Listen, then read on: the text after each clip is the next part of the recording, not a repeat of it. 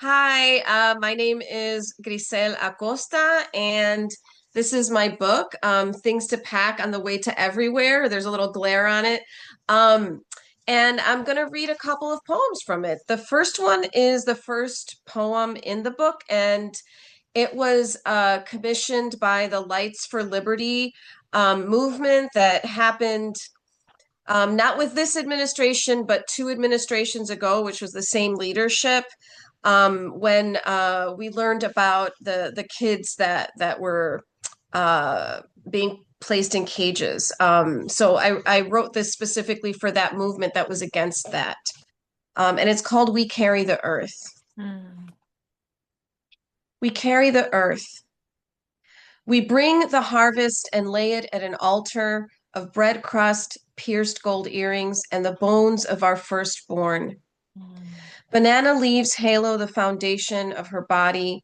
We salt the sand she rests upon, sprinkling the mineral from seashells.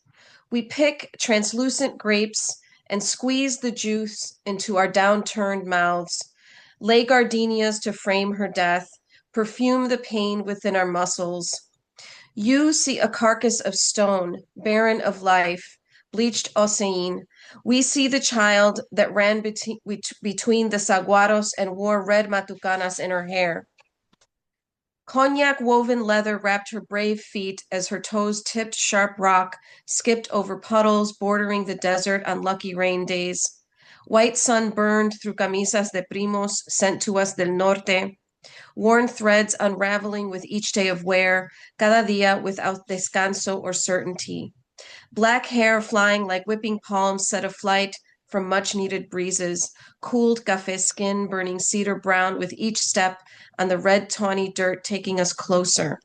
Cyan sky hovered over our contorted path, twisted like a sapphire river, pooling into a sea of compadres singing the blues at the frontera, asking, ¿Y de dónde tú vienes?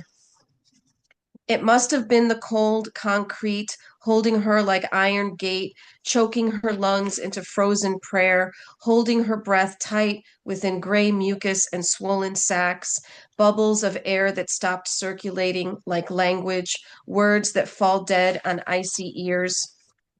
Micacocone, tlacuili, tlatmitz. Se murió de neumonía. There was no water, there was no soap. I was taken away from her. Lloró en la mañana. She called to me at 3 a.m. I was not there. You were not there. We were not there. We are still not there. She will continue to cry her song in wind until we are there. A shriek in the current is free to move, cross, fly beyond the flimsy delusion of barriers. Her body will dust your land, which is my land, which is our land. We do not carry danger to your door. There is no door. There is no danger. There's only land. There's only earth. We carry this earth on our skin. We carry it in our lungs. We carry it as our body, which holds all bodies. Dirt from many tierras that are one tierra. We set it at an altar. We set you at the altar. We set ourselves at the altar. We set our firstborn at the altar. See the altar. See the earth. Come carry it with us. Carry the child.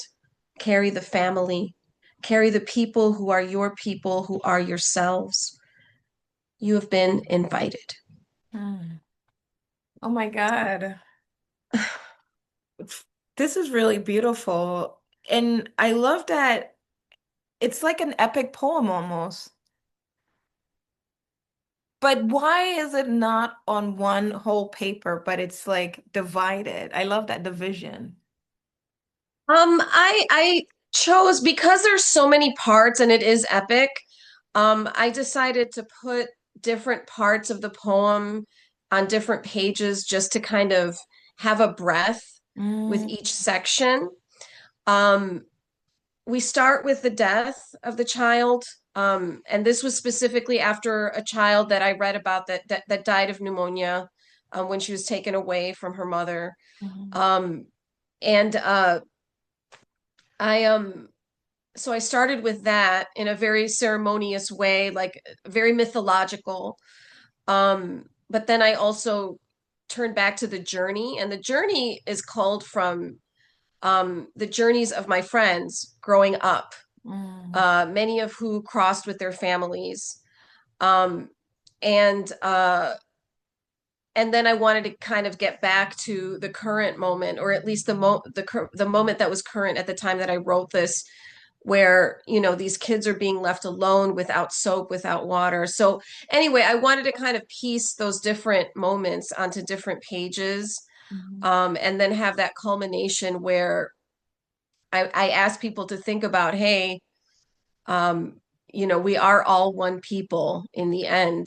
This is one planet. We all move around. Um, so why not see ourselves as coming from the same earth that we will eventually return to? mm. Uh, so anyway, yeah, that was kind of the thinking behind it. What you're like the last part is really moving in many ways, just like the whole idea of like there's one earth, we carry this earth in our skin, which is so beautiful.